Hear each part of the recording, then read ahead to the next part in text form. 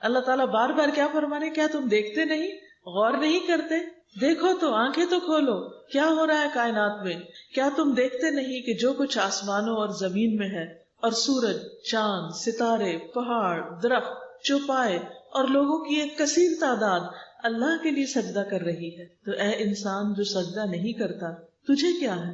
تو کیوں نہیں نماز پڑھتا؟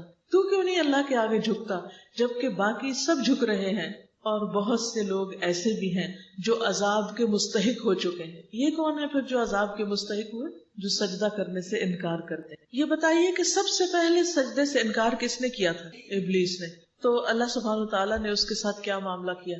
اللہ تعالیٰ اس سے ناراض ہو کے اس کو وہاں سے نکال دیا اپنے پاس، حالانکہ اس نے اللہ تعالیٰ کو نہیں، اللہ کی مخلوق کو سجدے سے انکار کیا تھا، گویا اللہ سبحانہ وتعالیٰ کا حکم نہیں مانا تھا، اللہ کی بات نہیں مانی تھی۔ تو نماز پڑھنے کا حکم کس نے دیا؟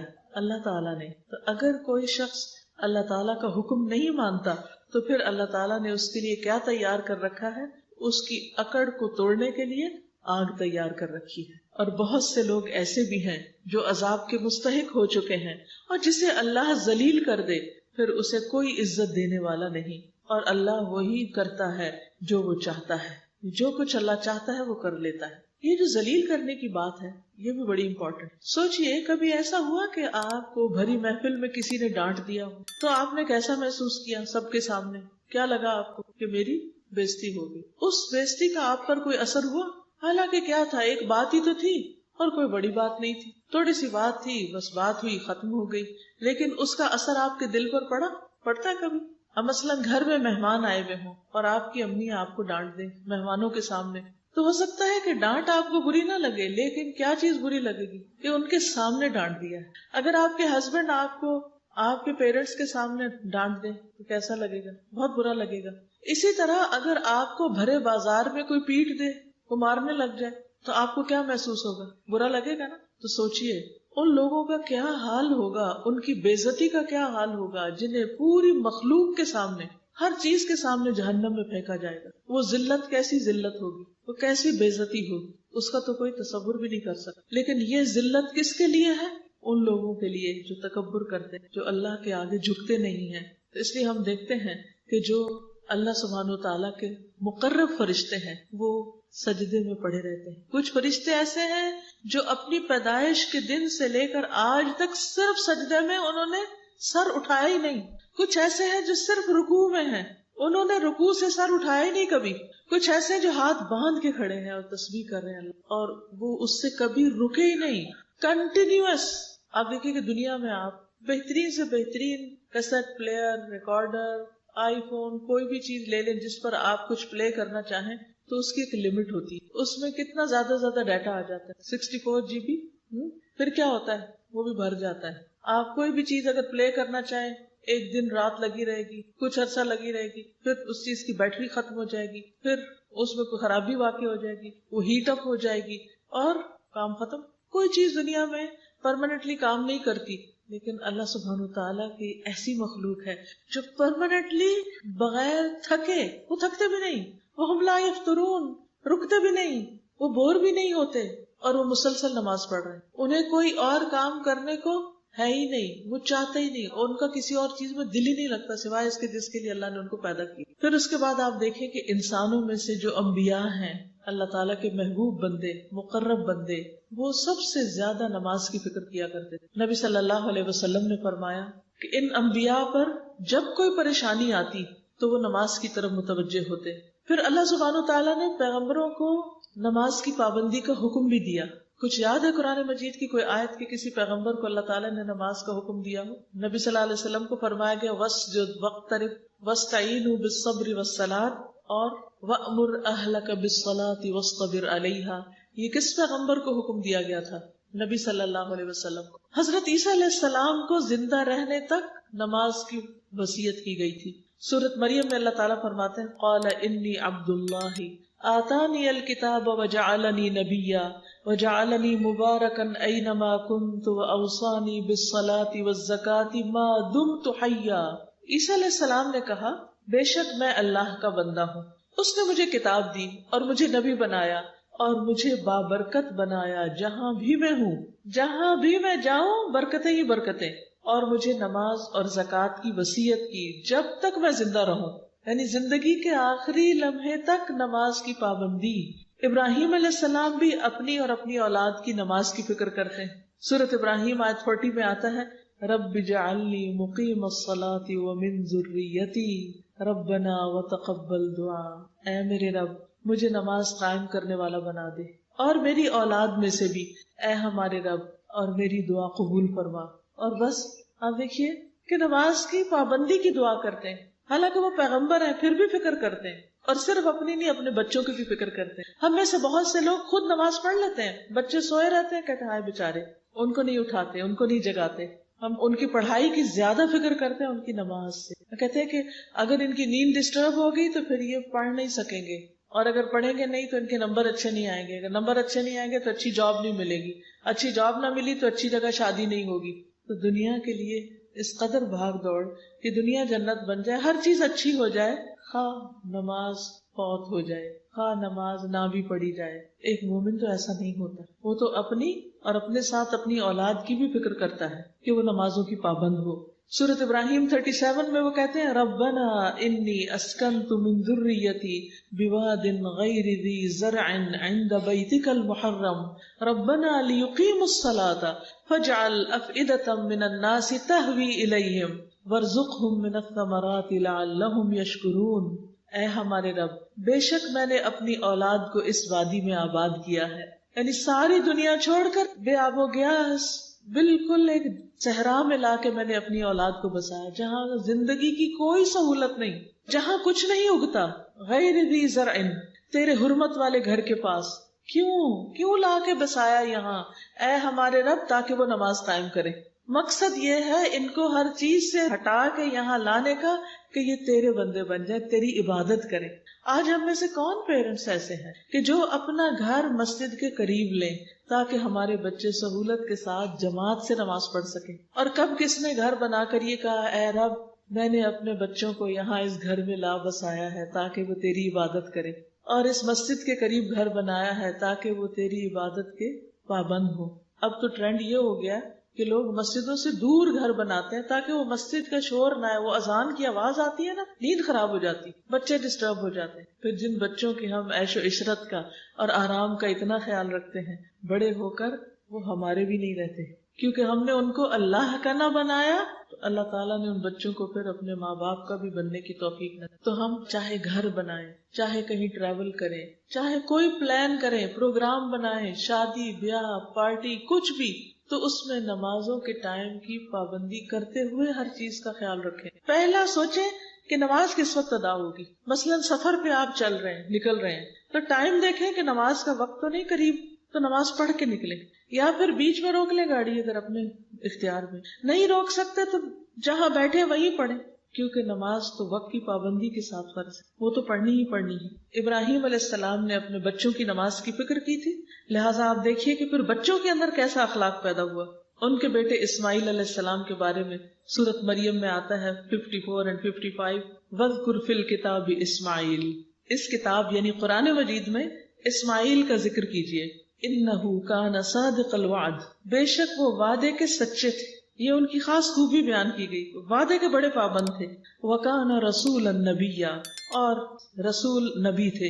وَكَانَ يَأْمُرُ أَهْلَهُ بِالصَّلَاةِ، وہ اپنے گھر والوں کو نماز کا حکم دیتے تھے، وَالزَّكَاةِ، اور زکوٰۃ کی ادائیگی کا حکم دیتے تھے، وَكَانَ عِندَ رَبِّهِ مَرْضِيًّا، اور وہ اپنے رب کے نزدیک ایک پسندیدہ انسان تھے۔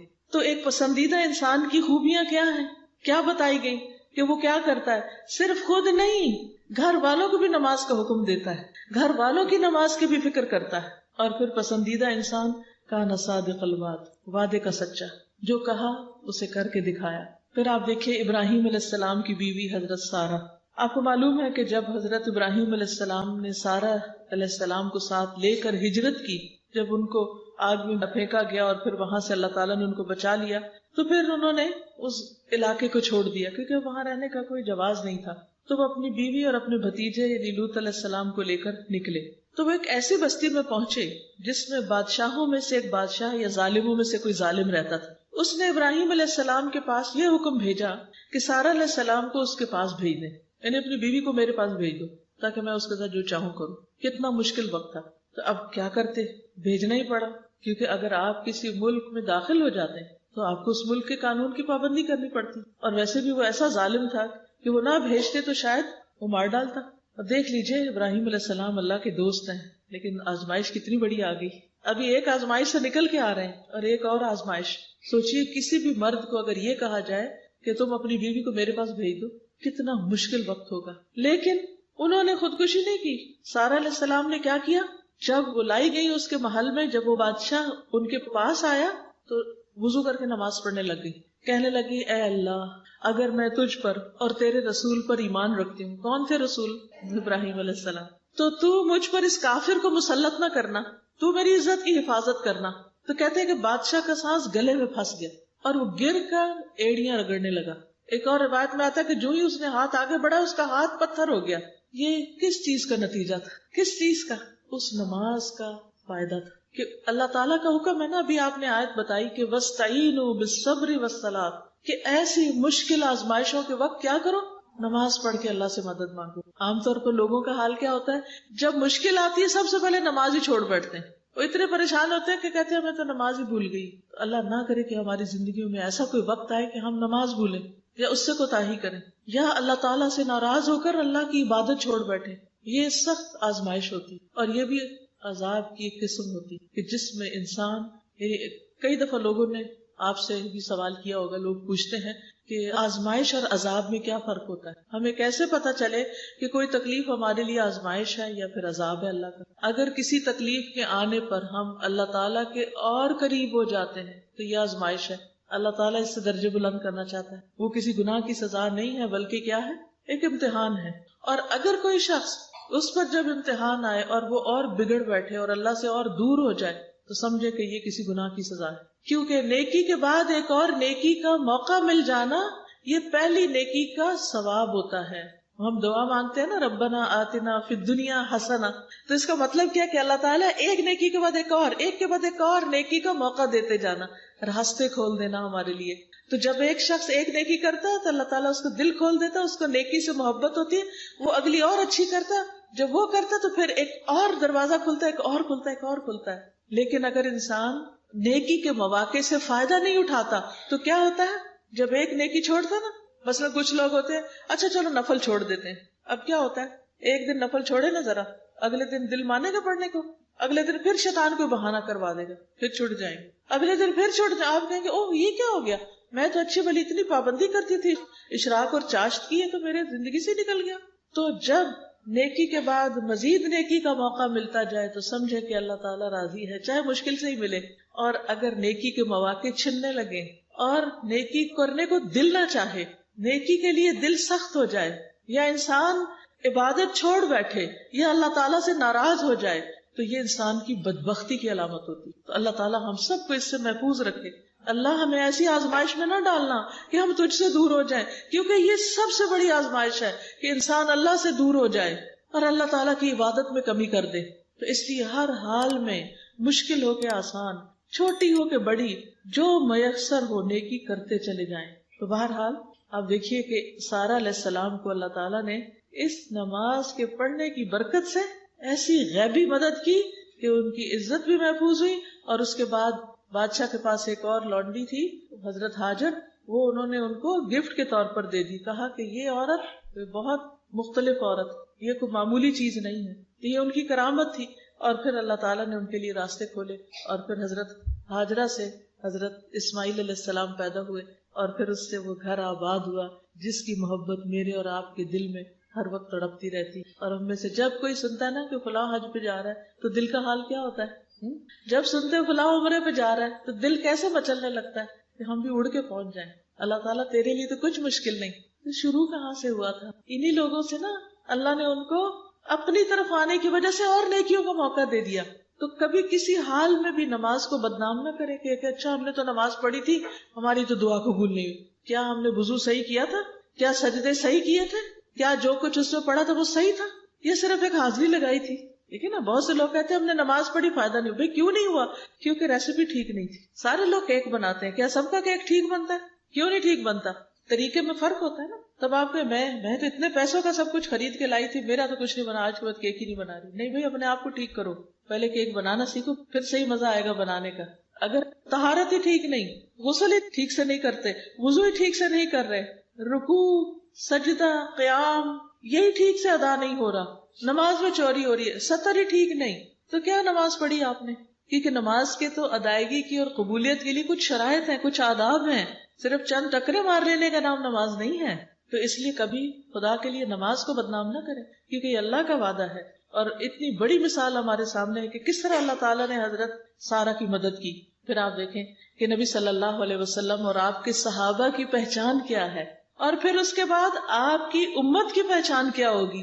صحابہ کی پہچان تو قرآن نے بتا دی, محمد الرسول اللہ والذین معه اشداء علی الکفار رحماء بینہم تراہم رکعا سجدا یبتغون فضلا من اللہ ورضوانا سیماہم فی وجوہہم من اثر السجود ذالک مثلہم فی التوراۃ. محمد صلی اللہ علیہ وسلم اللہ کے رسول ہیں, اور جو لوگ اس کے ساتھ ہیں یعنی صحابہ کرام کافروں پہ بہت سخت ہیں, آپس میں بہت نرم دل ہیں. یہ سچے مومن کی پہچان. وہ ایک دوسرے کے ساتھ بہت ہی نرم ہوتے ہیں, محبت کرنے والے ہوتے ہیں, ایک دوسرے کے لیے مہربان ہوتے ہیں, ایک دوسرے کی کیئر کرنے والے ہوتے ہیں, ایک دوسرے کا خیال کرنے والے ہوتے ہیں, ایک دوسرے کی ضرورت کو سمجھنے والے ہوتے ہیں. رحماء بینہم, اور ان کی پہچان کیا؟ تراہم رکعا سجدا, تم ان کو دیکھو گے کہیں رکوع کر رہے ہیں, کوئی سجدہ کر رہا ہے, یعنی ان کو سب سے زیادہ محبت ہی نماز سے ہے. آج آپ دیکھیں لوگ حجاب بھی اوڑھ لیتے ہیں, درس بھی اٹینڈ کر لیتے ہیں, نمازوں کی پابندی نہیں کرتے. کس قدر آفت ہے. یہ کیسا دین ہے جس کا پہلا رکن ہی نماز ہے, پہلی شرط ہی نماز ہے. اور پھر یبتغون فضلا من اللہ ورضوانا, وہ اپنے رب کا فضل اور اس کی رضا ڈھونڈتے رہتے ہیں کہ کس طرح رب کو خوش کر دے, راضی کر دے. سیماہم فی وجوہہم من اثر السجود, سجدوں کی کثرت کی وجہ سے ان کے پیشانیوں پر, ان کے ماتھوں پر امتیازی نشان موجود ہیں. ان کی یہی صفت تورات میں بیان ہوئی ہے کہ محمد صلی اللہ علیہ وسلم کے ساتھی اس طرح ہوں گے. ایک دفعہ کسی نے پوچھا کہ یا رسول اللہ صلی اللہ علیہ وسلم, آپ ہمیں تو پہچانتے ہیں, لیکن آپ کے بعد جو آپ کی امت کے لوگ آئیں گے آپ ان کو کیسے پہچانیں گے؟ تو آپ کو معلوم ہے کہ آپ نے کیا فرمایا کہ سیاہ گھوڑوں کے درمیان اگر ایک سفید گھوڑا ہو تو کیا اس کو نہیں پہچانا جائے گا؟ تو قیامت کے دن لوگوں کے درمیان امت محمد صلی اللہ علیہ وسلم کے جو لوگ ہوں گے وہ اپنے وضو کے اعضاء کی چمک سے پہچانے جائیں گے. قیامت کے اندھیرے میں ان کے چہرے چمک رہے ہوں گے, ان کے بازو چمک رہے ہوں گے, ان کے پاؤں چمک رہے ہوں گے, وہ جہاں چلیں گے چمک ساتھ ساتھ جائے گی. اس چمک کو دیکھ کے نبی صلی اللہ علیہ وسلم پہچان جائیں گے یہ میری امت ہے, اور ان کو بلا لیں گے, آ جاؤ میری طرف آ جاؤ. کیونکہ حشر کے میدان میں بڑی سخت گرمی ہوگی, شدید پیاس ہوگی, تو آپ ان کو حوض کوثر سے پانی پلائیں گے. نبی صلی اللہ علیہ وسلم کا طریقہ کیا تھا کہ آپ کو جب کوئی غم لاحق ہوتا تو نماز پڑھنے لگتے تھے. اکثر لوگ یہ پوچھتے ہیں, بڑی اہم بات ہے سننے کی, کہ غم کے مارے, پریشانی کے مارے ہمارا دل ڈوبا جا رہا ہے, ہم کریں کیا؟ ہمیں کوئی وظیفہ بتائیں, کوئی طریقہ بتائیں. بتائیے مجھے نبی صلی اللہ علیہ وسلم غم کے وقت کیا کرتے تھے؟ یاد رہے گا, غم, دکھ, تکلیف, پریشانی, گھبراہٹ, بے چینی, ڈپریشن, علاج نماز ہے. نفل پہ نفل پڑھتے چلے جائیں, پڑھتے جائیں, پڑھتے جائیں, پڑھتے جائیں, آپ ٹھیک ہو جائیں گے, آپ کی بیماریاں ٹھیک ہو جائیں گی. کیا آپ کو پتا ہے کہ رات کی نماز لمبی کیوں ہے؟ عشاء کی کتنی رکعتیں پڑھی جاتی ہیں؟ جو پوری پڑھتے ہیں وہ 17 پڑھتے ہیں. اگر ہر رکعت 2 منٹ میں پڑھی جائے تو کتنے منٹ لگے گے؟ 34. گویا آدھا گھنٹہ تو کہیں نہیں گیا. اس کا مطلب یہ ہے کہ اگر کوئی شخص سونے سے پہلے آدھا گھنٹہ ایکسرسائز کرے تو اس کو نیند آئے گی کہ نہیں آئے گی؟ آئے گی. وہ اتنا تھک جائے گا کہ بستر پہ پڑتے ہی سو جائے گا, اور صرف جسمانی طور پہ نہیں تھکے گا, ساتھ ذکر بھی کر رہا ہوگا. اب بہت سے لوگ کہتے ہیں ہمیں نیند نہیں آتی, گولیاں کھانی پڑتی. اس کی ایک بڑی وجہ یہ ہوتی ہے کہ نماز ٹھیک نہیں ہوتی. نیند نہ آنے کے کئی اور اسباب بھی ہو سکتے, بیماری بھی ہو سکتی, لیکن اگر آپ یہ نسخہ ٹرائی کریں کہ عشاء کی نماز کو اچھے سے لمبا کر کے یا زیادہ قرات کر کے لمبے سجدے کر کے پڑھیں, اور اس کے بعد آپ دیکھیں کہ کیسے نیند آتی, گولیاں چھٹ جائیں گی ساری. مغیرہ کہتے ہیں کہ نبی صلی اللہ علیہ وسلم اتنی دیر تک کھڑے ہو کر نماز پڑھتے رہتے کہ آپ کے قدم یا پنڈلیوں پہ ورم آ جاتا, پاؤں سوج جاتے. جب آپ سے اس کے متعلق پوچھا جاتا کہ آپ کے پاؤں کیوں سوج گئے ہیں اور آپ اتنا کیوں کھڑے ہوتے ہیں, تو آپ فرماتے کیا میں اللہ کا شکر گزار بندہ نہ بنوں؟ گویا نماز اللہ تعالیٰ کا شکر ادا کرنے کا طریقہ ہے. کیا ہے؟ نماز اللہ سبحانہ وتعالیٰ کا شکر ادا کرنے کا طریقہ ہے. پھر آپ دیکھیے کہ سخت بیماری میں بھی آپ نماز کی فکر کرتے تھے. عبید اللہ بن عبداللہ کہتے ہیں کہ ایک مرتبہ میں عائشہ رضی اللہ تعالیٰ عنہا کی خدمت میں حاضر ہوا اور عرض کیا کہ آپ مجھے رسول اللہ صلی اللہ علیہ وسلم کے مرض الوفات کے بارے میں کچھ بتائیں کہ جب آپ کا انتقال ہوا تو اس وقت کی کوئی کیفیت بتائیں، کوئی بات بتائیں. انہوں نے کہا کیوں نہیں. رسول اللہ صلی اللہ علیہ وسلم کی طبیعت جب بوجھل ہوتی یا بوجھل ہو گئی، یعنی آپ کی طبیعت خراب ہو گئی، تو آپ نے پوچھا کیا لوگ نماز پڑھ چکے؟ شدید بخار تھا اور آپ ایک غنودگی کی کیفیت میں تھے، ذرا سے آپ کو ہوش آتی تو پوچھتے نماز ہو گئی؟ ہم نے کہا نہیں یا رسول اللہ، وہ آپ کا انتظار کر رہے ہیں. تو آپ نے فرمایا اچھا میرے لیے ٹب میں پانی رکھو. ہم نے ایسا ہی کیا. نبی صلی اللہ علیہ وسلم نے غسل کیا اور جانے کے لیے کھڑے ہونے ہی لگے تھے کہ آپ پر پھر بے ہوشی طاری ہوگی. جب افاقہ ہوا، ہوش میں آئے، پھر پوچھا کیا لوگ نماز پڑھ چکے؟ ہم نے عرض کیا یا رسول اللہ صلی اللہ علیہ وسلم، وہ آپ کا انتظار کر رہے ہیں. آپ نے فرمایا میرے لیے ایک پانی کا ٹب رکھو. پھر پانی میں آپ نہائے تاکہ بخار کم ہو جائے. پھر جانے لگے، آپ میں پھر بے ہوشی طاری ہو. حضرت عائشہ کہتی ہیں کہ لوگ نماز عشاء کے لیے مسجد میں بیٹھے حضور صلی اللہ علیہ وسلم کا انتظار کر رہے تھے. تو رسول اللہ صلی اللہ علیہ وسلم نے ابو بکر کو پیغام بھیجا کہ لوگوں کو نماز پڑھا دیں. چنانچہ ان دنوں میں ابو بکر رضی اللہ تعالیٰ عنہ لوگوں کو نماز پڑھاتے رہے. ایک دن نبی صلی اللہ علیہ وسلم کے مرض میں کچھ کمی ہوئی، تکلیف میں کچھ کمی ہوئی، تو آپ ظہر کی نماز کے وقت دو آدمیوں کے درمیان نکلے، یعنی دو لوگوں کا ہاتھ پکڑ کے آپ مسجد کی طرف آئے، جن میں سے ایک عباس رضی اللہ تعالیٰ عنہ تھے، آپ کے چچا. تو ابو بکر نے جب دیکھا کہ نبی صلی اللہ علیہ وسلم تشریف لا رہے ہیں تو وہ پیچھے ہٹنے لگے. نبی صلی اللہ علیہ وسلم نے انہیں اشارہ کیا کہ اپنی جگہ پر ہی رہیں، پیچھے نہ ہٹیں، اور اپنے ساتھ آنے والے دونوں ساتھیوں کو حکم دیا. تو انہوں نے نبی صلی اللہ علیہ وسلم کو ابو بکر رضی اللہ عنہ کے پہلو میں بٹھا دیا. ابو بکر رضی اللہ تعالیٰ عنہ کھڑے ہو کر نماز پڑھتے رہے اور رسول اللہ صلی اللہ علیہ وسلم بیٹھ کر نماز پڑھنے لگے. دو لوگوں کو پکڑ کر نماز کے لیے جا رہے ہیں. ہم میں سے کتنے ہی لوگ ایسے ہیں جن کے گھروں کے ساتھ یا پچھواڑے میں مسجد ہے اور مرد گھر میں نماز پڑھیں یا پڑھ ہی نہیں رہے. وہ آپ صلی اللہ علیہ وسلم کے امتی ہونے کا دعویٰ کیسے کرتے ہیں جب وہ آپ کے طریقے پر ہی نہیں؟ آپ نے تو اپنی زندگی کے آخری دم تک نمازوں کی پابندی کی، اور آخری وقت بھی جب آپ دنیا سے بالکل جانے والے تھے اس وقت بھی آپ فرما رہے تھے کہ الصلاۃ الصلاۃ وما ملکت ایمانکم، نماز نماز، اتنی فکر. اور آج ہمارا حال کیا ہے؟ چھوٹی چھوٹی باتوں پر نماز کو یا لیٹ کر دیتے یا پھر پڑھتے ہی نہیں.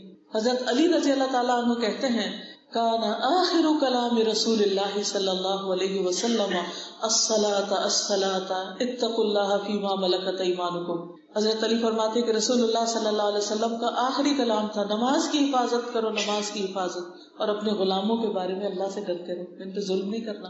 ام سلمہ کہتی ہیں کہ رسول اللہ صلی اللہ علیہ وسلم کی آخری وصیت یہ تھی کہ نماز نماز اور اپنے غلاموں کے ساتھ حسن سلوک کرنا. یہی کہتے کہتے آپ کا سینہ مبارک کھڑکھڑانے لگا اور آپ کی زبان رکنے لگی. اس کے بعد آپ نے نہیں کچھ فرمایا. آپ سوچئے ذرا کہ دنیا سے جا رہے ہیں اور نماز نماز کی پکار دے رہے ہیں. کیا ہم آپ پر ایمان رکھتے؟ آپ کو اپنا نبی مانتے ہیں، رسول مانتے ہیں؟ پھر آپ کے احکامات کو کیوں نہیں مانتے؟ اگر آج ہم وضو نہیں کرتے، نماز نہیں پڑھتے، تو کل یہ آزار نہیں چمکیں گے تو پروفٹ ہمیں کیسے پہچانیں گے؟ ہم خود جا کے کہیں گے میں آپ کی امتی تھی، مجھے بھی پہچان لیں؟ نہیں، یہ نشان ساتھ لے کے جانے ہوں گے. یہاں نمازیں پڑھ کے تیاری کر کے جانا ہوگا. پھر یاد رکھیے کہ نماز اسلام کا دوسرا رکن ہے. بنی الاسلام علی خمس، شہادت اللہ الہ الا اللہ وان محمد الرسول اللہ واقام الصلاۃ وایتاء الزکاۃ وحج البیت وصوم رمضان. رسول اللہ صلی اللہ علیہ وسلم نے فرمایا اسلام کی بنیاد 5 چیزوں پر ہے. 5 pillars of اسلام. یہ گواہی دینا کہ اللہ کے سوا کوئی معبود نہیں اور یقیناً محمد صلی اللہ علیہ وسلم اللہ کے رسول ہیں، اور نماز قائم کرنا اور زکوٰۃ ادا کرنا اور بیت اللہ کا حج کرنا اور رمضان کے روزے رکھنا. لیکن عبادات میں اس کا پہلا درجہ ہے، یعنی اسلام کے پلرز میں سیکنڈ. لیکن جب عبادتوں کی بات ہوگی تو ہمیشہ اس کا ذکر سب عبادتوں سے پہلے آتا ہے. مثلاً قرآن مجید میں آتا ہے وَمَا أُمِرُوا إِلَّا لِيَعْبُدُوا اللَّهَ مُخْلِصِينَ لَهُ الدِّينَ حُنَفَاءَ وَيُقِيمُوا الصَّلَاةَ وَيُؤْتُوا الزَّكَاةَ وَذَلِكَ دِينُ الْقَيِّمَةِ. اور انہیں اس کے سوا حکم نہیں دیا گیا کہ وہ اللہ کی عبادت کرے، اس حال میں کہ اس کے لیے دین کو خالص کرنے والے ایک طرف ہونے والے ہوں، نماز قائم کریں اور زکوٰۃ دیں، یہی مضبوط دین ہے۔ یعنی نماز کے بغیر دین کا کوئی کانسیپٹ نہیں۔ ایک شخص سارے کام کرتا رہے، لوگوں سے بھی بڑا اچھا ہو، لیکن نماز نہ پڑھے تو اس کو دیندار نہیں کہا جا سکتا، اس کے باقی عمل بھی کہیں ضائع نہ ہو جائے۔ سورۃ البقرہ میں اللہ تعالیٰ فرماتے ہیں وَأَقِیمُوا الصَّلَاةَ وَآتُوا الزَّکَاةَ وَارْکَعُوا مَعَ الرَّاکِعِینَ، اور نماز قائم کرو اور زکوٰۃ ادا کرو اور رکوع کرنے والوں کے ساتھ مل کر رکوع کرو، یعنی جماعت کی نماز کی بھی پابندی مردوں کے لیے خاص طور پر۔ نماز کو اسلام کا ستون قرار دیا گیا اور بنیادی تعلیم میں سے اہم ترین عبادت، اہم ترین کام بتایا گیا۔ رسول اللہ صلی اللہ علیہ وسلم نے فرمایا اسلام کا حصہ 3 چیزیں ہیں، نماز، روزہ اور زکوٰۃ، اور اس میں بھی آپ دیکھ رہے ہیں کہ نماز سب سے پہلے اس کا حکم۔ آپ دیکھیے کہ باقی چیزوں کا حکم زمین پر آیا ہے، نماز کا حکم کہاں آیا ہے؟ آسمان پہ بلا کر یہ تحفہ دیا گیا۔ اس سے بھی اندازہ ہوتا ہے کہ اس کی کتنی زیادہ اہمیت ہے۔ باقی احکامات جبریل زمین پر لے کر آ رہے ہیں، لیکن نماز کے لیے نبی صلی اللہ علیہ وسلم کو جب معراج نصیب ہوئی، اللہ سبحانہ تعالیٰ سے ملاقات کا شرف ہوا، یعنی اللہ تعالیٰ سے آپ ہم کلام ہوئے، تو اس وقت آپ کو نماز کا یہ فریضہ دیا گیا۔ اور آپ کو معلوم ہے کہ شروع میں کتنی نمازیں تھیں؟ 50، اور آپ وہی لے کر آ رہے تھے۔ حضرت موسیٰ علیہ السلام نے کہا میں بنی اسرائیل کو جانتا ہوں، میری امت کے لیے بڑی مشکل تھی، وہ نماز نہیں پڑھ سکتے تھے، تو آپ کم کرائیے۔ پھر کتنی ہو گئی؟ کم کرتے کرتے کرتے 5 پہ آ گئے، لیکن اجر و ثواب کتنا رکھا گیا؟ 50 کا ہی رکھا گیا۔ انہوں نے یہ بھی کہا تھا حضرت موسیٰ نے کہ یہ 5 بھی نہیں پوری پڑیں گے اور کم کریں، تو نبی صلی اللہ علیہ وسلم نے کیا فرمایا؟ اب مجھے اپنے رب سے شرم، کیونکہ بار بار جا چکا ہوں۔ اور وہ بھی کیا کہ اللہ تعالیٰ نماز میں کمی کر دے۔ یہ ایسے ہی ہے کہ آپ کسی کے پاس جائیں، کوئی آپ کو ڈیوٹی ملے، آپ کہیں جاب کر رہے اور آپ کو کوئی جاب ڈسکرپشن ملے، تو آپ جا کے کہیں اس میں کمی کر دیں، وہ تھوڑی سی کمی کرے، پھر اب اچھا اور کم کر دے، اچھا اور ڈیوٹی آور کم کر دے، اچھا اور کم کر دے، اور کم کر دے، لیکن تنخواہ پوری دے۔ کوئی دے گا؟ قطعاً نہیں دے گا۔ دنیا میں کوئی مائی کا لال ایسا نہیں کہ جو جس کام کے لیے آپ کو ہائر کرے اور آپ اس کا 10واں حصہ کرے، یعنی 50 میں سے 5 کتنی رہے گی؟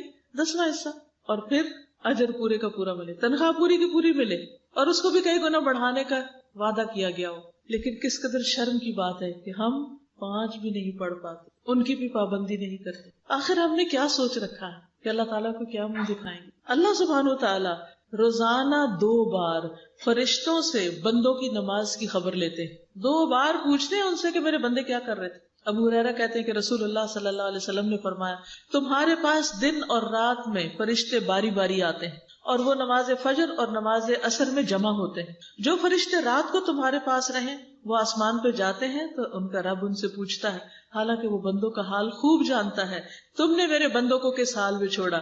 وہ کہتے ہیں ہم نے اس حال میں چھوڑا کہ وہ نماز پڑھ رہے تھے، اور اس حال میں ان کے پاس پہنچے کہ وہ نماز پڑھ رہے تھے۔ پھر اسی طرح دن کے فرشتے جب جاتے ہیں اللہ تعالیٰ ان سے پوچھتے ہیں، پھر رات والے فرشتے جب صبح جاتے ہیں اللہ تعالیٰ ان سے پوچھتے ہیں، دن میں 2 بار پوچھتے ہیں۔ بتائیے اگر ہم نماز نہ پڑھتے ہوں تو وہ جا کے کیا بتائیں گے؟ کیا بتائیں گے جا کے؟ کہ ہم نے تیرے بندوں کو اس حال میں چھوڑا کہ وہ ٹیلی ویژن کے آگے بیٹھے ہوئے تھے، وہ کمپیوٹر میں مصروف تھے، وہ بازاروں میں پھر رہے تھے، وہ لمبی تان کے سو رہے تھے، وہ فیس بک میں بیٹھے ہوئے کمنٹس دے رہے تھے لوگوں۔ کیا ہم اپنی یہ گواہیاں لکھوا رہے ہیں؟ اللہ تعالیٰ نے چونکہ عبادت کے لیے پیدا کیا نا، تو اللہ تعالیٰ کا حق ہے کہ وہ پوچھے کہ یہ کر رہے ہیں کہ نہیں، حالانکہ اللہ تعالیٰ خود بھی خوب جانتا ہے۔ آپ دیکھیے کہ جس چیز کی آپ کے نزدیک بہت اہمیت ہوتی ہے تو آپ کیا کرتے ہیں؟ آپ کو خود بھی پتا تھا، پھر آپ دوبارہ پوچھتے اچھا پھر کیا ہوا تھا، حالانکہ آپ نے خود بھی دیکھا ہوتا ہے۔ یعنی اتنا اللہ تعالیٰ انٹرسٹ لیتے ہیں کہ بندے اس فریضے کو کس طرح پورا کر رہے ہیں۔ پھر اسی طرح جو لوگ نماز کا انتظار کرتے ہیں، اللہ تعالیٰ فرشتوں کے سامنے ان پہ فخر کرتا ہے کہ دیکھو میرے بندے نماز کے انتظار میں بیٹھے ہوئے ہیں۔ عبداللہ بن عمر کہتے ہیں کہ ہم رسول اللہ صلی اللہ علیہ وسلم کے ساتھ مغرب کی ہم نے نماز ادا کی، تو کچھ لوگ گھروں کو چلے گئے اور کچھ لوگ وہیں بیٹھے رہے، تو رسول اللہ صلی اللہ علیہ وسلم جلدی تشریف لائے۔ آپ کا سانس پھولا ہوا تھا، آپ نے اپنے گھٹنوں سے کپڑا اٹھایا ہوا تھا، آپ نے فرمایا خوش ہو جاؤ، تمہارے رب نے آسمان کا ایک دروازہ کھولا اور فرشتوں کے سامنے فخر کرتے ہوئے فرمایا میرے بندوں کی طرف دیکھو، ایک فریضہ ادا کر چکے ہیں، دوسرے کے انتظار میں بیٹھے ہوئے۔ تو مجھے بہت رشک آتا ہے ان لوگوں پر جو رمضان میں اور ویسے بھی حرم میں جاتے ہیں، ایک نماز کے بعد پھر اگلی نماز کے انتظار میں وہاں بیٹھ رہتے ہیں کہ جگہ لینی ہے تاکہ تراویحیں پڑھ سکیں، پھر وہاں بیٹھ کے تلاوت کرتے رہتے ہیں اور انتظار میں بیٹھے رہتے ہیں۔ اسی طرح آپ دیکھیں کہ کچھ لوگ جیسے عید کی نماز انہوں نے پڑھنی ہوتی ہے، وہ عشاء پڑھ کے انتظار شروع کرتے ہیں فجر وہیں پڑھتے ہیں اور پھر عید پڑھ کے گھروں کو جاتے ہیں. کبھی آپ حرم کے کراؤڈز کو دیکھیں تو اللہ سبحانہ وتعالیٰ ایسے لوگوں سے محبت کرتا ہے، ایسے لوگوں کے اوپر فرشتوں کے سامنے ان پر فخر کرتا ہے. پھر اسی طرح آپ دیکھیے کہ انسان کو نماز اپنی ذات، اپنے بچوں، اپنے گھر، کاروبار، ہر چیز سے زیادہ ہونی چاہیے. شوق ہونا چاہیے، انتظار ہونا چاہیے کہ اچھا ایک ادا ہوگی اب اگلی کب ادا ہوگی. آپ دیکھیے کہ مسلمانوں کی نماز سے جو محبت تھی اس کی گواہی مشرکین بھی دیتے تھے. ابو ہریرہ کہتے ہیں کہ ایک مرتبہ رسول اللہ صلی اللہ علیہ وسلم نے زجنان اور اسفان کے درمیان پڑاؤ ڈالا تو مشرکین نے کہا ان لوگوں کی ایک نماز ہے جو انہیں اپنے باپ دادا اور بیٹوں سے بھی زیادہ پیاری ہے، اور وہ عصر کی نماز ہے. آتا نا حافظوا علی الصلوات والصلاۃ الوسطی. تو آپ لوگوں کے دل میں بھی اس نماز کی اتنی ہی محبت ہونی چاہیے. اس لیے تم اس وقت اکٹھے حملہ کر دینا تاکہ وہ ایک ہی دفعہ شکست کھا جائے. ادھر جبریل علیہ السلام نبی صلی اللہ علیہ وسلم کے پاس آئے، آپ کو حکم دیا کہ آپ اپنے صحابہ کو 2 حصوں میں کر دیں. ایک گروہ کو آپ نماز پڑھا دیں اور دوسرا ان کے پیچھے دشمن کے سامنے ڈٹا رہے، جگہ نہیں چھوڑنی، اور وہ اپنا حفاظتی سامان اور اسلحہ اپنے ساتھ رکھے. پھر دوسرا آ کر نبی صلی اللہ علیہ وسلم کے ساتھ نماز ادا کرے. اس کو صلاۃ الخوف کہتے ہیں. اس کا طریقہ قرآن مجید میں تفصیل سے بیان ہوا. اس سے پتہ چلتا ہے کہ خواہ خوف ہو، جنگ کا موقع ہو، پھر بھی نماز ادا کرنی چاہیے. حدیث میں آتا ہے نبی صلی اللہ علیہ وسلم نے فرمایا منافقوں پر فجر اور عشاء سے زیادہ بھاری کوئی نماز نہیں. اگر انہیں ان نمازوں کا ثواب معلوم ہو جائے تو وہ اس میں ضرور پہنچیں، اگرچہ انہیں اپنے سرین پر گھسٹ کر ہی آنا پڑے، یعنی اپنی پیٹھ پر گھسٹ کے بھی آنا پڑے کہ پاؤں چلتے نہیں، پھر بھی یہ مسجد میں پہنچیں اور یہ نمازیں ضرور ادا کریں. پھر آپ دیکھیں کہ جب نماز کا وقت شروع ہوتا ہے، جیسے ابھی شروع ہو چکا ہے، تو ایک منادی کو بھیجا جاتا ہے. منادی ہوتے ہیں آواز دینے والا. وہ اعلان کرتا ہے آدم کے بیٹو اٹھو، اس آگ کو بجھاؤ جو تم نے اپنے نفسوں کے لیے جلائی، یعنی جو گناہ کر چکے ہو، اٹھو اور آگ بجھاؤ. تو وہ کھڑے ہوتے ہیں، وضو کرتے ہیں تو ان کی آنکھوں سے گناہ جھڑ جاتے ہیں. اور جب وہ نماز پڑھتے ہیں تو اس نماز اور پچھلی نماز کے درمیانی وقفے میں ہونے والے گناہ بخش دیے جاتے ہیں. پھر وہ لوگ گناہ کر کے آگ جلاتے ہیں. جو ہی ظہر کی نماز کا وقت ہوتا ہے تو اعلان کرنے والا اعلان کرتا ہے بنو آدم اٹھو اور اس آگ کو بجھاؤ جو تم نے اپنے نفسوں کے لیے جلائی. وہ یہ اعلان سن کر کھڑے ہو جاتے ہیں، وضو کرتے ہیں، نماز پڑھتے ہیں. تو اس نماز اور پچھلی نماز کے درمیان ہونے والے گناہوں کو بخش دیا جاتا ہے. جب عصر کی نماز ہوتی ہے تو اسی طرح ہوتا ہے، جب مغرب کا وقت ہوتا ہے تو پھر اسی طرح ہوتا ہے، جب عشاء کا وقت ہوتا ہے تو پھر اسی طرح ہوتا ہے. جب لوگ سوتے ہیں تو وہ بخشے ہوئے سوتے ہیں. اگر اس حال میں جان بھی چلی جائے تو فکر کی بات نہیں. پھر آپ صلی اللہ علیہ وسلم نے فرمایا بعض لوگ بھلائی کی حالت میں رات گزارنے والے ہیں اور بعض لوگ شر میں لتھڑ کے رات گزارنے والے، یعنی وہ نجاست کے ساتھ اور بے نماز ہو کے سوتے ہیں، نماز ادا نہیں کرتے. اللہ سبحانہ وتعالیٰ یہ بھی فرماتے ہیں کہ ہم نے مال اس لیے اتارا ہے کہ نماز قائم کی جائے اور زکوٰۃ ادا کی جائے. یعنی بندوں کو نعمتیں اس لیے دی ہیں کہ وہ اللہ تعالیٰ کا شکر ادا کرنے والے ہیں. ہم سب کو یہ معلوم ہے کہ ہماری یہ زندگی ایک دن ختم ہوگی اور پھر خاتمے کے بعد دوبارہ ہم نے اٹھنا ہے اور اللہ سبحانہ وتعالیٰ کے حضور حاضر ہونا ہے. اور جب اللہ تعالیٰ کے پاس جائیں گے اور ملاقات ہوگی تو پہلا سوال نماز کے بارے میں ہوگا، پہلا حساب. تو دنیا میں بھی پھر سب سے زیادہ فکر کس چیز کی کرنی چاہیے؟ نماز کی، کہ یہ پوری ہو جائے. نبی صلی اللہ علیہ وسلم نے فرمایا قیامت کے دن لوگوں کے اعمال میں سے جس عمل کا حساب سب سے پہلے ہوگا وہ ان کی نماز ہوگی. ہمارا رب عز و جل فرشتوں سے فرمائے گا، حالانکہ وہ خود پہلے سے ہی خوب جاننے والا ہے، کہ میرے بندے کی نماز دیکھو، کیا اس نے اس کو پورا کیا ہے یا اس میں کوئی کمی کی ہے. میرے بندے کی نماز دیکھو، پوری پڑھ کے آیا کہ نہیں پڑھ کے آیا، یا جو پڑھی ہے وہ بھی پوری طرح پڑھی ہے یا اس میں کوئی کمی بیشی کی ہے. چنانچہ اگر وہ کامل ہوگی، پوری ہوگی تو پوری کی پوری لکھ دی جائے گی، اور اگر اس میں کوئی کمی ہوگی تو اللہ تعالیٰ فرمائے گا دیکھو کیا میرے بندے کے کچھ نوافل ہیں، کچھ نفل وغیرہ پڑھے ہیں اس نے. اگر نفل ہو گئے تو اللہ تعالیٰ فرمائے گا میرے بندے کے فرضوں کو ان نفلوں سے پورا کر دو. پھر اسی انداز سے دیگر اعمال لیے جائیں گے کہ زکوٰۃ ادا کی، اگر کوئی کمی ہے تو صدقہ خیرات سے اس کو پورا کر دو. اس طرح حج میں کوئی کمی رہ گئی تو عمرے سے، اور اگر فرضی روزوں میں کوئی کمی بیشی رہ گئی تو نفلی روزوں سے پورا کر دو. تو اس لیے فرض کے علاوہ نفل کی بھی عادت ڈالیں، مختلف کاموں کو صرف فرض نہیں پورا کریں بلکہ ایکسٹرا بھی کریں. پھر اسی طرح نبی صلی اللہ علیہ وسلم نے فرمایا کہ قیامت کے دن بندے کا سب سے پہلے نماز کا حساب ہوگا. اگر وہ درست ہوگی تو باقی سارے اعمال بھی درست ہو جائیں گے، اور اگر اس میں خرابی آ گئی، وہ ناقص ہوئی، تو باقی اعمال میں بھی بگاڑ آ جائے گا. یہ آخرت کے اعتبار سے بھی اور دنیا کے اعتبار سے بھی. اگر ایک شخص کی نمازیں اپنے وقت پر نہیں نا تو باقی بھی دین کا کام جو ہے نا وہ درست نہیں ہوتا, وہ بھی ناقص. کیونکہ جس نے پہلا کام, پہلا فرض ہی ٹھیک سے ادا نہیں کیا تو پھر آگے کیا کرے گا. پھر آپ دیکھیے کہ مرنے کے بعد جب انسان قبر میں جائے گا تو اس وقت بھی بندے کی حسرت کیا ہوگی. اگر اس کو تھوڑا سا وقت ملے تو سب سے پہلے وہ 2 رکعتیں نماز پڑھے. پہلا کام اس کو نماز یاد آئے گی کہ میں نماز ادا کروں. ابو ہریرہ کہتے ہیں نبی صلی اللہ علیہ وسلم ایک قبر کے پاس سے گزرے. ہم سب قبرستانوں کے پاس سے گزرتے ہیں, اس وقت یہی سوچیں اس حال میں کہ اس میں میت کو دفن کیا گیا تھا, یعنی ابھی تازی میت ڈالی گئی تھی. آپ نے فرمایا 2 رکعتیں ہلکی سی ہوتی ہیں, چھوٹی سی ہوتی ہیں, اور تم ان کو حقیر سمجھتے ہو, معمولی سمجھتے ہو. کئی دفعہ ایسا ہوتا ہے نا, فرض پڑھ لیے, سنت پڑھ لیے, اچھا نفل چھوڑو, نفل ہی ہے نا, تم انہیں حقیر اور زائد سمجھتے ہو, ایکسٹرا سمجھتے ہو. لیکن وہ 2 رکعتیں جو زندگی میں ہم حقیر سمجھتے ہیں, اگر یہ صاحب قبر اپنے عمل میں زیادہ کر لیتا تو اس کی نظر میں تمہاری باقی ساری دنیا سے بھی زیادہ اس کو محبوب ہوتی. یعنی اس وقت اس بندے کی جو قبر میں پڑا ہوا ہے اس کی حسرت کیا ہے کہ اگر ساری دنیا مجھ سے لے لی جائے اور 2 رکعتیں پڑھنے کا وقت دے دیا جائے تو سب سے پہلے 2 رکعتیں پڑھے گا. اور آج ہمارے پاس کتنا وقت ہوتا ہے, ہم گھنٹوں فونوں پہ باتیں کرتے رہتے ہیں, کبھی کمپیوٹر پہ بیٹھے رہتے ہیں, کبھی لوگ گھر میں آ جاتے ہیں تو بہت سارا وقت گپ شپ پہ لگا دیتے ہیں, لیکن نماز پڑھتے وقت اس میں کوتاہی کر دیتے. اب دیکھیے جب کوئی مہمان آتا ہے گھر میں تو ہم یہ بہانہ بنا لیتے مہمان ہے, کچھ لوگ تو پڑھتے ہی نہیں, شرم کے مارے کہ اب اٹھے کیسے, اور کچھ لوگ کہتے ہیں آپ بیٹھے میں 2 منٹ میں آئی. نماز کے لیے کتنا وقت دیتے ہیں, میں 2 منٹ, میں جلدی سے نماز پڑھ کے آئی, کہتے ہیں نا 2 منٹ جلدی سے نماز کے لیے, اور گھنٹوں لوگوں کے لیے, نفس کی تسکین کے لیے, باتوں کے لیے. آپ دیکھیے کہ بعض اوقات اسکول میں بچے جاتے ہیں, جوان ہو جاتے ہیں بچے, بڑے بڑے اسکولوں میں پڑھتے ہیں, ہزاروں کی فیس دے کے پڑھاتے ہیں, لیکن اکثریت کی ظہر کی نماز جاتی, خاص طور پر جب دن چھوٹے ہوتے. ہم میں سے کتنے لوگ ہیں جن کے دل تڑپتے ہوں اور وہ جا کر اسکول کی اتھارٹی سے بات کریں کہ آپ ان کے لیے نماز کا انتظام کریں. بڑی بڑی بلڈنگز بنتی ہیں لیکن نماز کے لیے کسی پراپر جگہ کا انتظام نہیں ہوتا کیونکہ اس کی کوئی اہمیت نہیں. ورنہ جن لوگوں کے دلوں میں اہمیت ہوتی ہے وہ گھروں کے اندر بھی چھوٹی چھوٹی مسجدیں بنا لیتے ہیں, نماز کے لیے مخصوص کر لیتے ہیں تاکہ اس میں زیادہ یکسوئی کے ساتھ نماز ہو سکے. تو اصل بات ہے اہمیت کی, کہ ہماری زندگی میں زیادہ اہمیت کس چیز کی, پرائرٹی کس چیز, فکر کس چیز کی. تو جس کو مرنے کی فکر ہے, مرنے کی یاد ہے, وہ کبھی بھی نہ بڑھاپے میں, نہ جوانی میں, نہ بچپن میں وہ اپنی نمازوں کو فراموش نہیں کر سکتا.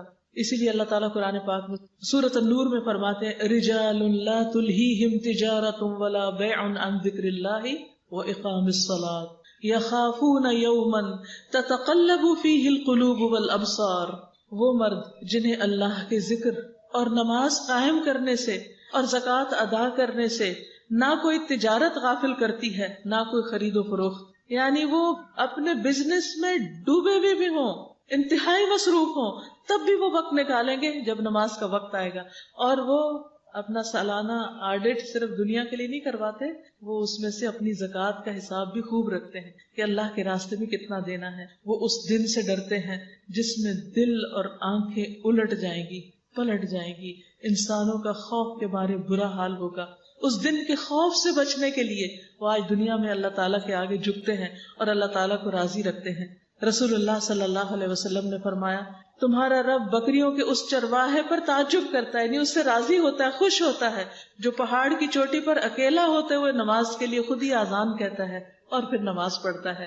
اللہ تعالیٰ فرماتے ہیں دیکھو میرے اس بندے کو جو نماز کے لیے آذان اور اقامت کہتا ہے اور مجھ سے ہی ڈرتا ہے, میں نے اپنے اس بندے کو بخش دیا اور جنت میں داخل کر دیا. حالانکہ دنیاوی اعتبار سے اس کی کیا اہمیت, ایک طرف خواہ کوئی ارب پتی کیوں نہ ہو, لیکن اگر نماز نہیں پڑھتا تو اللہ کی نگاہ میں کوئی مقام نہیں, اس کا کوئی ویلیو نہیں.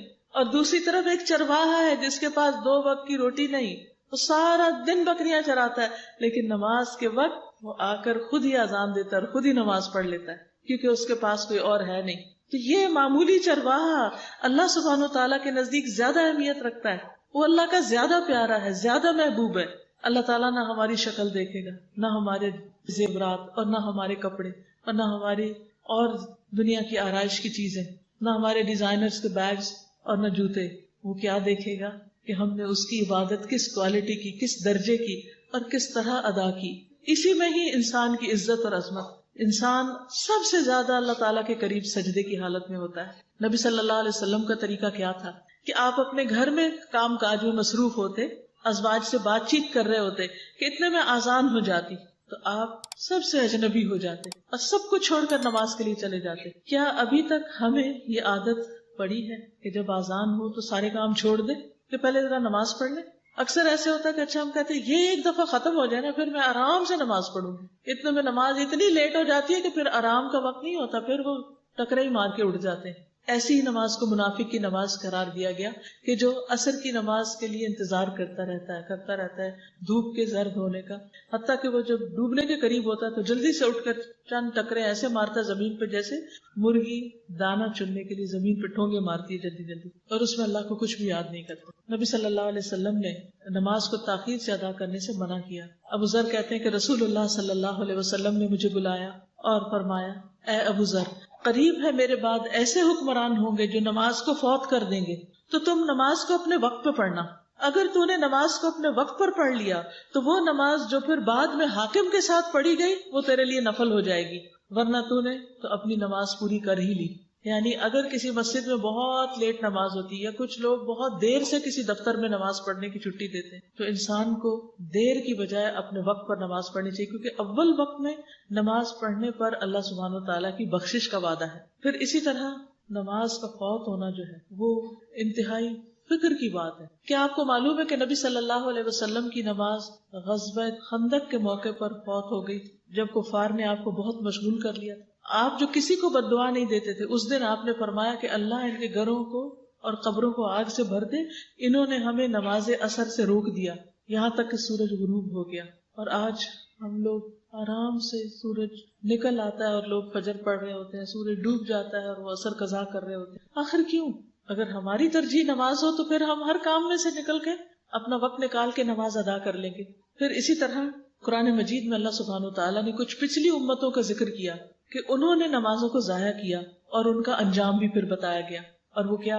فَخَلَفَ مِن بَعْدِهِمْ خَلْفٌ أَضَاعُوا الصَّلَاةَ وَاتَّبَعُوا الشَّهَوَاتِ فَسَوْفَ يَلْقَوْنَ غَيًّا. پھر ان کے بعد یعنی پہلے جو نیک لوگ تھے یا نیک ماں باپ، ان کے بعد ان کی نالائق اولاد ان کی جانشین بنی جنہوں نے نماز کو ضائع کیا اور اپنی خواہشات کے پیچھے لگ گئے، دنیا کے عیش و عشرت میں لگ گئے اور جہنم کے گڑھے میں وہ جا پڑیں گے. کتنا صاف حکم کہ اگر کسی کے ماں باپ نماز پڑھتے اور بچے نہیں پڑھتے تو ماں باپ کی نمازیں بچوں کو ہرگز فائدہ نہ دیں گی. ابو بصرہ غفاری کہتے ہیں رسول اللہ صلی اللہ علیہ وسلم نے ہمارے ساتھ مخمس میں عصر کی نماز پڑھی، پھر آپ نے فرمایا یہ نماز تم سے پہلی امتوں پر بھی پیش کی گئی تو انہوں نے اس کو ضائع کر دیا، تو جو آدمی اس کی حفاظت کرے گا اسے دوہرا اجر ملے گا. تو اس لیے کہیں بھی ہو، کیسے بھی حالات ہو، نماز نہیں چھوڑنی چاہیے. نبی صلی اللہ علیہ وسلم نے فرمایا جب آدمی کسی جنگل میں ہو اور نماز کا وقت آ جائے تو وضو کرے، اگر پانی نہ ہو تو تیمم کر لے، پھر اگر تکبیر کہے تو اس کے دونوں فرشتے اس کے ساتھ نماز پڑھیں گے. یعنی وہ اکیلا ہے، کوئی نہیں اس کے ساتھ پڑھنے والا، تو کون پڑھ رہا ہے اس کے ساتھ؟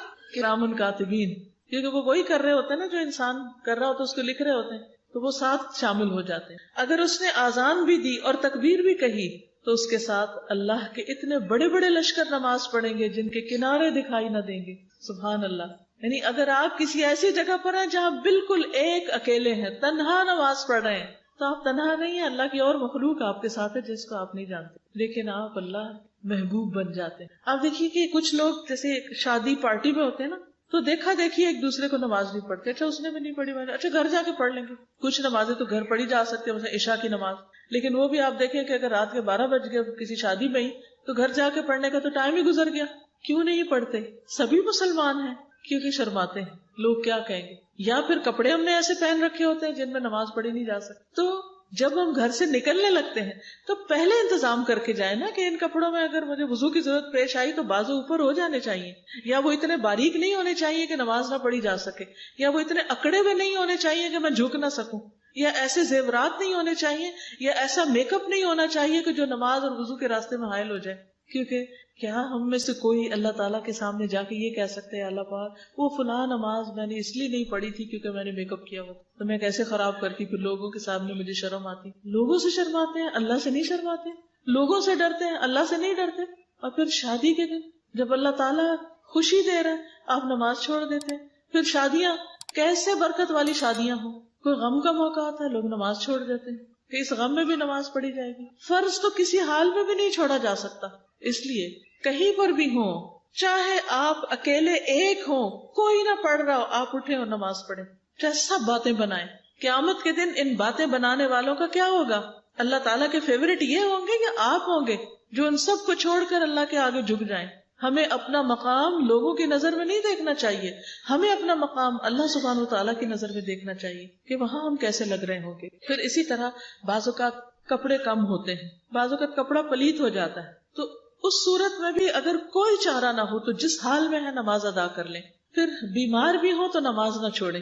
کھڑے ہو کے نہیں پڑھ سکتے، بیٹھ کے پڑھ لیں. بیٹھ کے نہیں پڑھ سکتے، اشاروں سے پڑھ لیں، لیٹ کے پڑھ لیں، لیکن نماز نہ چھوڑیں. عمران بن حسین کہتے ہیں کہ مجھے بواسیر کا مرض تھا، تو میں نے نبی صلی اللہ علیہ وسلم سے نماز کے بارے میں دریافت کیا. آپ نے فرمایا کھڑے ہو کر نماز پڑھ لو، اگر اس کی طاقت نہیں تو بیٹھ جاؤ، اگر اس کی بھی نہیں تو پہلو کے بل لیٹ جاؤ. یعنی اگر سیدھے نہیں بیٹھ سکتے تو لیٹ کے پڑھ لو، لیکن نماز نہیں چھوڑو. حالت جنگ میں بھی نماز نہیں چھوڑی جا سکتی. پھر اگر کسی قسم کے کوئی خوف کی صورت ہو، کوئی پریشانی کا عالم ہو، تو بھی ہمیں نماز نہیں چھوڑنی. دجال جیسا عظیم فتنہ جو زمین پہ سب سے بڑا فتنہ ہوگا، اس وقت بھی نماز کی حفاظت کرنی. صحابہ کرام کہتے ہیں ہم نے عرض کیا اے اللہ کے رسول صلی اللہ علیہ وسلم، دجال زمین میں کتنا عرصہ رہے گا؟ آپ نے فرمایا 40 دن اور 1 دن سال کے برابر، 1 دن مہینے کے برابر، 1 دن ہفتے کے برابر ہوگا، اور باقی دن عام دنوں کے برابر. یعنی دجال جب آئے گا تو 40 دن رہے گا زمین، اور 1 دن 1 سال کا ہوگا، 1 دن 1 مہینے کا ہوگا، 1 دن 1 ویک کا ہوگا، اور باقی دن تمہارے دنوں کے برابر ہوں. تو صحابہ کو سب سے زیادہ فکر پتہ کس چیز کی ہوئی؟ ہم نے عرض کیا اللہ کے رسول صلی اللہ علیہ وسلم، وہ دن جو سال کے برابر ہوگا اس میں ہمارے لیے 1 دن کی نمازیں پڑھنی کافی ہوں گی. آپ نے فرمایا نہیں، بلکہ تم 1 سال کی نمازوں کا اندازہ کر لے کہ سال میں کل کتنی پڑھی جاتی ہے، تو اس ایک طویل ترین دن میں سال بھر کی نمازیں پڑھتے جانا، اندازے کے ساتھ پڑھتے جانا. پھر آپ دیکھیں کہ بچوں کو بھی سب سے پہلے حکم کس چیز کا دیا جاتا ہے؟ آپ نے فرمایا مروا اولادکم بالصلاۃ وہم ابناء 7 سنین، اپنے بچوں کو نماز کا حکم دو جب وہ 7 سال کے ہو جائیں. وَاضْرِبُوهُمْ عَلَيْهَا وَهُمْ أَبْنَاءُ 10 سنین، اور جب وہ 10 سال کے ہو جائیں تو انہیں نماز چھوڑنے پر مارو اور ان کے بستر الگ کر دو. لڑکا لڑکی بہن بھائی بھی ہوں تو ان کو ایک کمرے میں ایک بستر میں مت رکھو جب تک کہ کوئی بڑا بیچ میں نہ ہو. پچھلے دنوں ایک بچی نے مجھے خط لکھا اور اس خط میں اس نے لکھا کہ میرا اور میرے بھائی کا کمرہ ایک تھا، الگ الگ بستر تھے، لیکن میں نے دیکھا کہ میرا بھائی مجھے غلط طریقے سے چھیڑنا شروع ہو گیا، اور پھر میں بھی آہستہ آہستہ اس کی طرف مائل ہونے لگی، اور رات کو اپنے کمرے میں ہی اپنے کپڑے چینج کرنے لگی، اور میرا بھائی جاگتے ہوئے اور یوں پریٹینڈ کرتا تھا کہ وہ سو رہا ہے اور مجھے دیکھ رہا ہوتا تھا. تو کانپ کے رہ گئی کہ یار اب یہ کیا. ہم سمجھتے ہیں بہن بھائی ہیں تو کوئی فرق نہیں پڑتا، بہن بھائیوں کو بھی ایک بستر میں مت سلائیں، کٹھے نہ لیٹنے دیں، کیونکہ ان کے بیچ میں بھی شیطان آ جاتا ہے. اور ایسے کئی ایک خرابیوں کے واقعات آپ نے بھی سن رکھے ہوں. تو نبی صلی اللہ علیہ وسلم کے اس حکم پر بھی عمل کرنا بہت ضروری ہے. پھر اسی طرح یہ ہے کہ اگر کوئی سرونٹ نماز پڑھتا ہو اس کو مارنے کی اجازت نہیں، یعنی جو نماز پڑھے اس کی سزا میں بھی کمی ہو جائے گی. ابو امامہ کہتے ہیں کہ رسول اللہ صلی اللہ علیہ وسلم خیبر سے آئے تو آپ کے پاس 2 غلام تھے. حضرت علی نے کہا اللہ کے رسول صلی اللہ علیہ وسلم ہمیں بھی ایک غلام دے دیں. آپ نے فرمایا ان میں سے جو بھی چاہتے ہو لے لو. انہوں نے کہا آپ میرے لیے پسند کریں. آپ نے فرمایا یہ لے لو، اس کو مارنا نہیں، کیونکہ میں نے خیبر سے واپسی پر اس کو نمازیں پڑھتے دیکھا ہے اور مجھے نمازیوں کو مارنے سے منع کیا گیا ہے کیونکہ وہ اللہ کے معزز بندے ہیں، عزت والے ہیں. پھر اسی طرح یہ ہے کہ نماز صرف پڑھنے کی چیز نہیں بلکہ قائم کرنے کی چیز، اور اس نماز کے قائم کرنے میں کیا ہے کہ انسان کا وضو درست ہو، قبلہ رخ ہو کر نماز پڑھے، یہ نہیں کہ جدھر بھی منہ آئے پڑھ لے. قیام ہو نماز میں. بعض لوگ دنیا کے سارے کام کھڑے ہو کے کرتے ہیں، نماز بیٹھ کے پڑھتے ہیں. بیٹھ کر نماز نہیں ہوتی، اللہ یہ کہ نفل اگر کوئی پڑھے تو اس میں آدھا ثواب ہوتا ہے، لیکن فرض نماز کے لیے تو صحابہ اگر دیوار کے ساتھ بھی ٹیک لگانی پڑتی تو ٹیک لگا کے پڑھتے، لیکن بیٹھ کے نہیں پڑھتے تھے. اللہ کہ آپ کو ایسے چکر آ رہے ہوں کہ اتنی حالت خراب ہو کہ آپ میں سخت کمزوری اور آپ کھڑے نہ ہو سکتے ہو، پھر تو بیٹھ سکتے ہیں. لیکن اگر آپ دنیا کا کوئی اور کام کھڑے ہو کے کرتے ہیں تو نماز بھی کھڑے ہو کے پڑھنی ہوگی، کیونکہ اس میں قیام فرض ہے.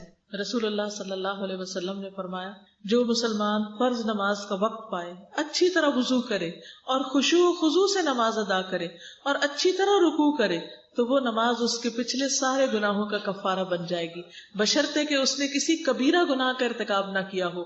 اور یہ سلسلہ ہمیشہ قائم رہے گا. لیکن اس ساری اہمیت کے باوجود لوگ نماز کی پابندی نہیں کرتے اور نمازوں کو ضائع کر دیتے. نبی صلی اللہ علیہ وسلم نے اسے قیامت کی نشانی بتایا کہ لوگ اپنے آپ کو مسلمان کہیں گے لیکن نماز کی پرواہ نہیں کریں گے. رسول اللہ صلی اللہ علیہ وسلم نے فرمایا اسلام کی نشانیاں ایک ایک کر کے ختم ہوتی جائیں گی اور اسلام بالکل اجنبی بن کے رہ جائے گا. جب ایک نشانی ختم ہوگی تو لوگ اس سے جو ملتی جلتی اس کو پکڑ لیں گے اور سب سے پہلے حکم کی نشانی ٹوٹے گی اور سب سے آخر میں نماز کی. یعنی حکم کی نشانی ٹوٹے گی یعنی کہ مسلمانوں کے اندر آرگنائزیشن نہیں رہے گی اور ان کے اندر انارکی ہو جائے گی اور آخری حصے میں لوگ مسلمان کہیں گے خود کو نماز نہیں پڑھتے ہوں گے. یعنی نماز پڑھنا اسلام کی نشانی ہے کہ فلاں شخص مسلمان ہے.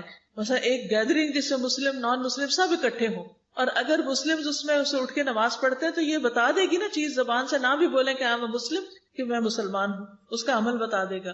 لیکن ایک وقت آئے گا کہ لوگ کہیں گے کہ آئی ایم مسلم لیکن وہ کوئی بھی نماز نہیں پڑھتے. اور اس وقت بھی مختلف علاقوں میں گاؤں میں جا کے لوگوں سے پوچھیں کتنے لوگوں کو نماز آتی اور کتنے پڑھتے ہیں. بلیو می ہمارے بہت سے اسٹوڈینٹس جو پڑھ کر گاؤں میں واپس گئے انہوں نے بتایا کہ بعض گاؤں میں پورے گاؤں میں ایک آدھ شخص کے سوا کسی کو سورت فاتحہ نہیں آتی. ان کے پاس جائے نماز نام کی چیز نہیں تھی, کوئی مسجد نہیں, وہاں کوئی نماز پڑھانے والا نہیں, کوئی نماز سکھانے والا نہیں, اور وہ کیا ہے مسلمان. یعنی سورج نکلتا ہے اور سورج ڈوبتا ہے اور سورج نکلتا ہے اور سورج ڈوبتا ہے اور پوری بستی میں سے کوئی ایک بندہ اللہ کے آگے نہیں جھکتا.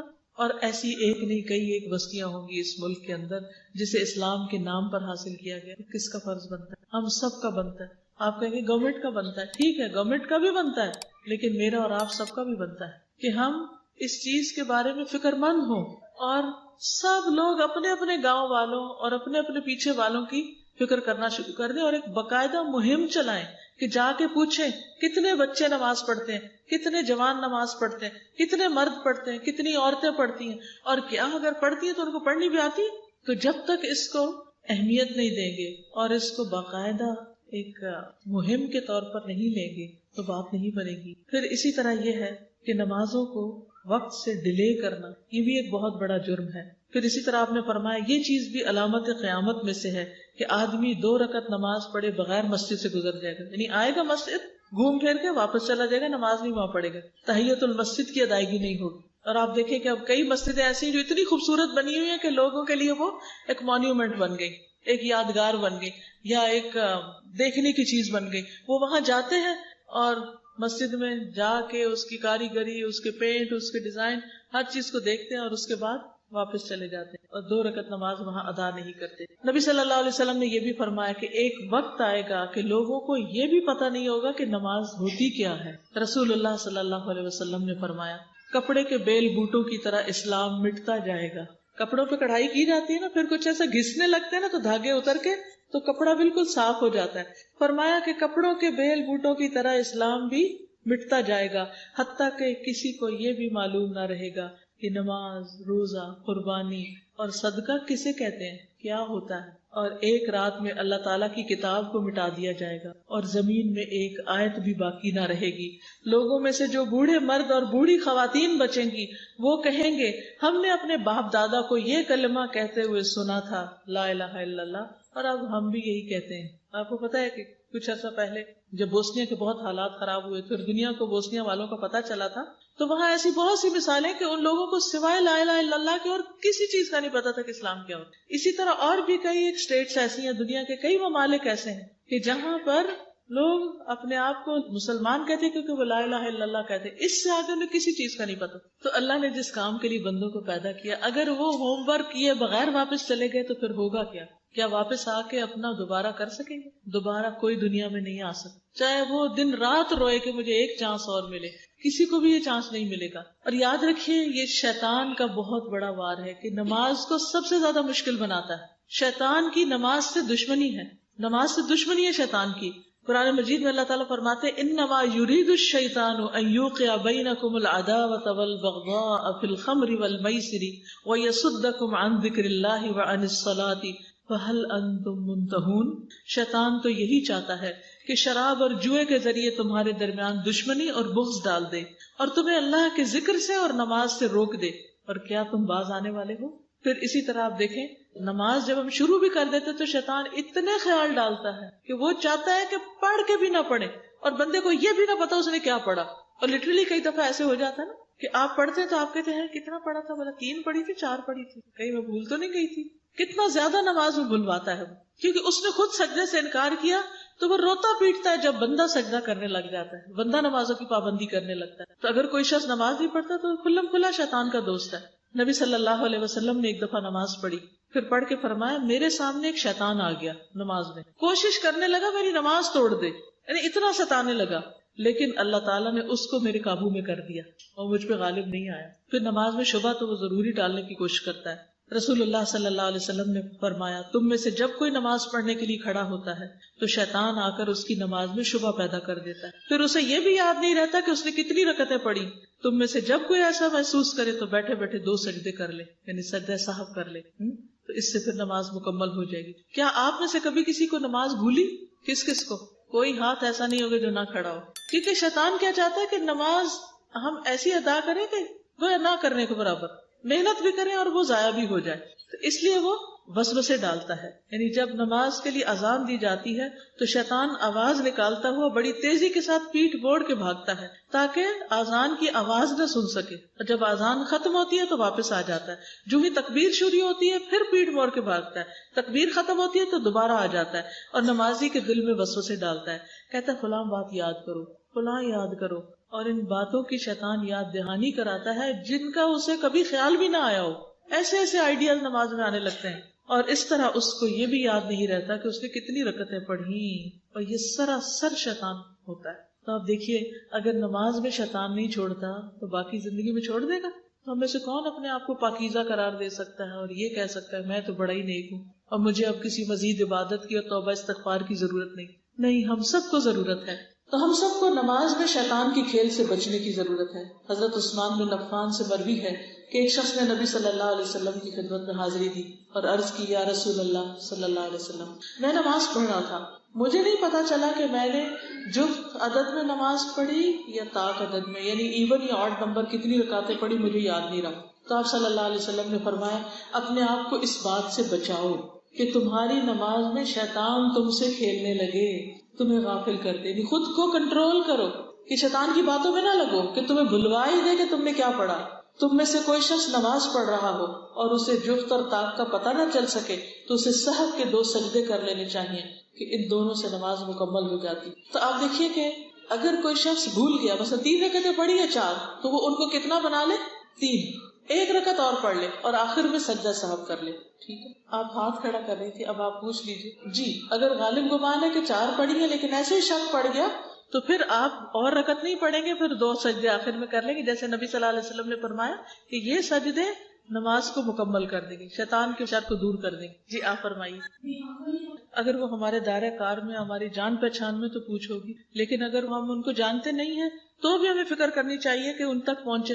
آپ دیکھیں کہ جیسے آج آپ نے وقت نکال ہی لیا نا اس مجلس میں آنے کہ یاد تازہ ہو جائے, پڑھتے تو ہیں ہم نمازیں, لیکن جب دوبارہ سے انسان سنتا ہے تو اور فکر کرنے لگتا ہے, اور زیادہ دھیان دینے لگتا ہے, اوروں کی بھی فکر کرنے لگتا ہے اور کئی نئی باتیں بھی سیکھتا ہے. تو اسی طرح اپنے وقت کا کچھ حصہ ضرور نکالیں کہ جس میں آپ لوگوں کی تعلیم کا بندوبست کریں. اگر خود آتا ہے تو ٹھیک ہے, نہیں آتا تو کسی جاننے والے کو بلا کر اپنے گھر میں درس کروائیں, اپنے محلے میں کرائیں, ایسے سب لوگوں کو دعوت دیں.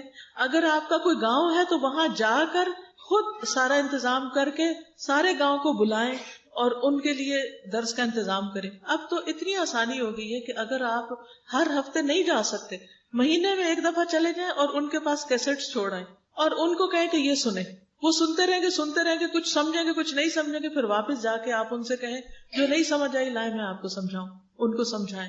یعنی جو پڑھ سکتے ہیں, پڑھا لکھا طبقہ, ان کو کتابیں بھی دے سکتے ہیں, آپ بکس دے سکتے ہیں. بڑی اچھی اچھی نماز پہ کتابیں آ گئی, چھوٹی بھی بڑی بھی ہر طرح کی موجود ہیں, وہ ان کو پڑھنے کے لیے دیں, لیکچر سنوائیں. اور جو لوگ بالکل ان پڑھ ہیں, میجورٹی تو ہمارے ملک کی ان پڑھ ہے, وہ پڑھ نہیں سکتی لیکن سن تو سکتی ہے, تو ان کو سننے کے لیے چیزیں دیں اور ان کے لیے بندوبست کریں. اب آپ دیکھیں کہ آہستہ آہستہ کیسٹس بھی ختم ہو جائیں گی, ٹیپ ریکارڈر بھی ختم ہو جائیں گے, لوگوں کے ہاتھوں میں موبائل ہے, موبائل کے میموری کارڈ جو ان پہ بھر کے لیکچرز آپ لوگوں کو دے سکتے